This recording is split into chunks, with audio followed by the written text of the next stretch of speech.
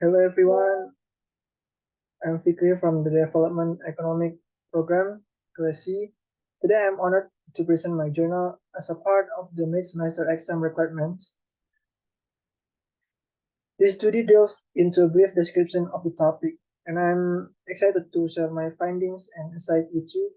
Your attention and engagement are greatly appreciated as we explore the key aspect of this research together.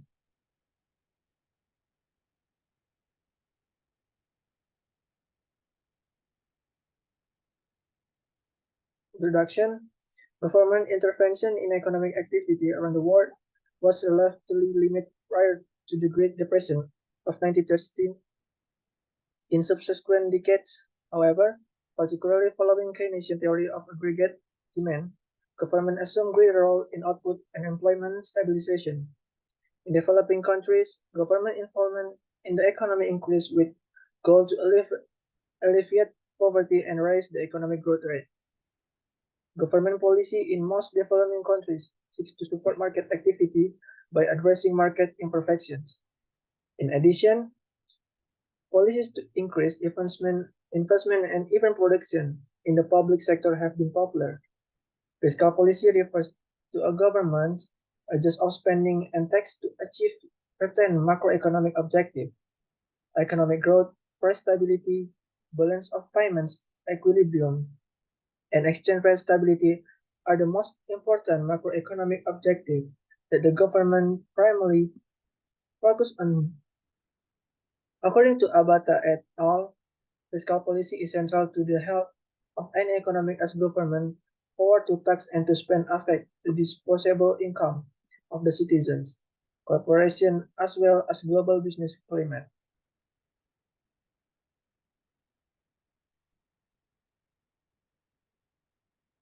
Methodology and data. This chapter develops an empirical model to understand the relationship between fiscal policy variables and economic growth in 4 countries of South Asia.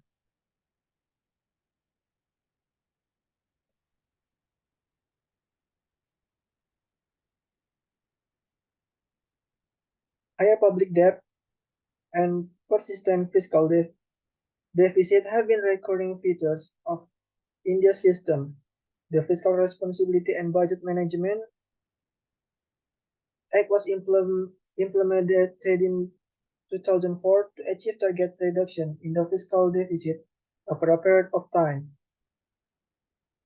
To commit to attaining a reasonable fiscal balance, the Reserve Bank of India, the country's central bank, was assigned to oversee the implementation of this act. So this is the formula.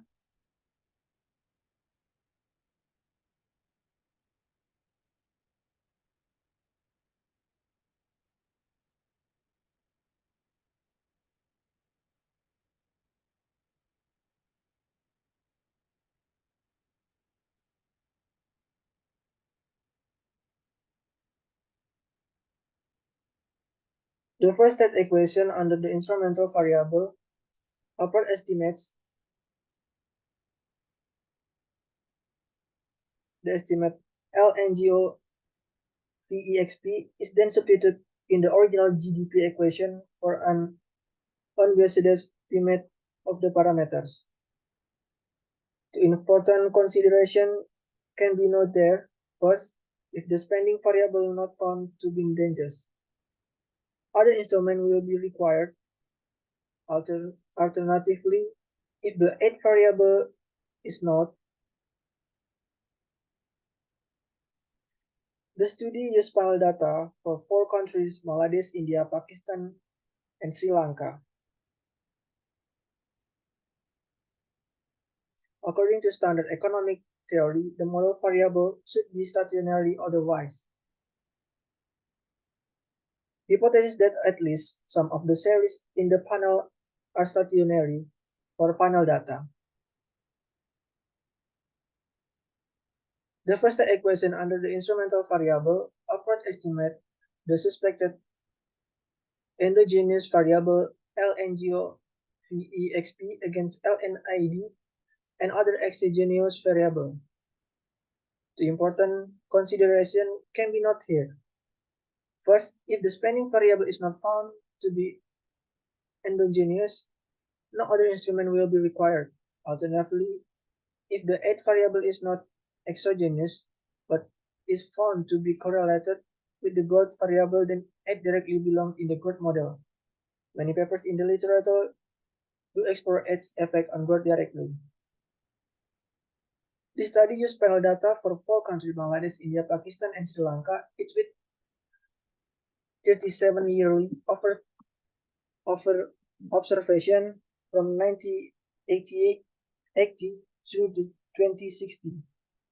The data were collected from the World Bank data and UNCTAD, United Nations Conference on Trade and Development. The summary statistic of real GDP, total government expenditure, gross fixed capital formation, total population, trade openness, political instability, foreign aid, and total tax revenue.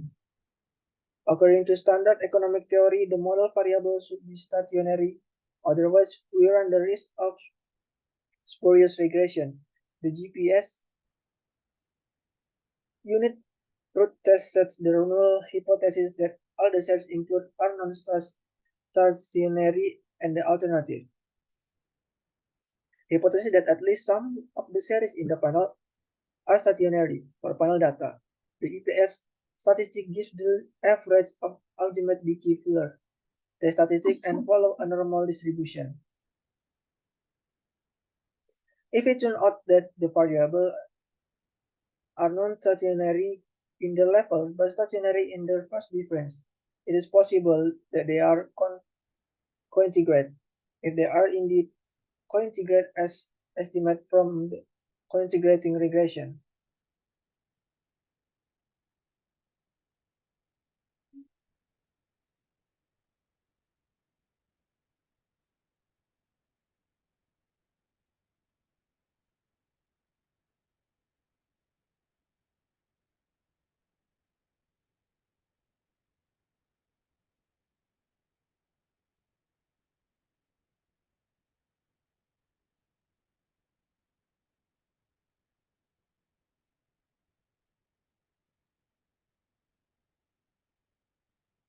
Here the result, an examination of correlation between government expenditure and tax revenue reveals that the separation of these two fiscal policies is justified for further economic study.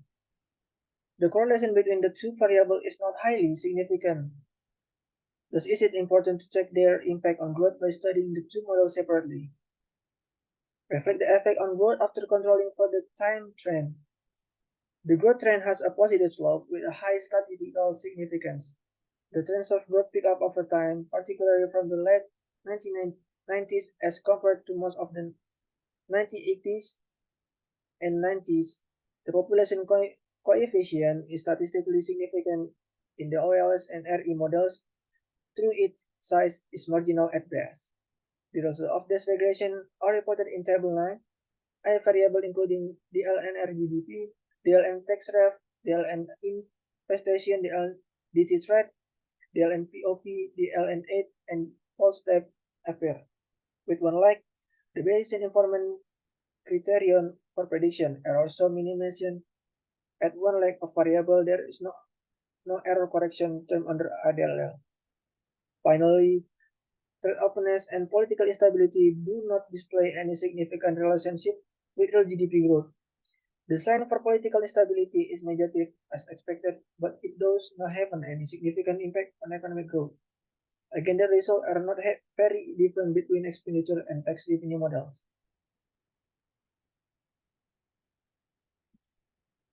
Conclusion, this thesis set out to study the impact of fiscal policy and economic growth in four South Asian developing countries: Bangladesh, India, Pakistan, and Sri Lanka.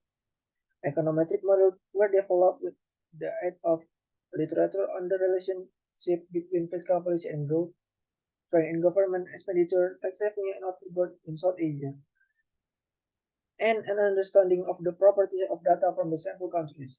Empirical results show that the government consumption expenditure does not have an impact on the economic growth, and neither does the tax revenue. On the other hand, public and private investment together have large and highly significant growth effects. Government expenditure and growth were found to be co-integrated. This led to estimation of an error correction model. The error of the difference from the long-run equilibrium growth is found to self-correct as a reasonably rapid rate with the error correction. When coming out highly significant, along with the correct negative sign, there is a gentle positive time trend in GDP growth in South Asia, and the estimation process with application of a control for the time trend. Results clearly indicate that increase and investment has a high growth return in South Asia. For future research, it will be strongly advisable to distinguish between public and private investment, which may have different effects on growth. South Asia countries have like physical and social capital necessary to sustain a higher growth rate that the country have been trying to achieve. It will also be interesting to attain relative evaluation of different types of public investment. Example would be investment on education and health for a faster accumulation of human capital versus investment in growth and bridge for a faster accumulating of physical capital. Thank you.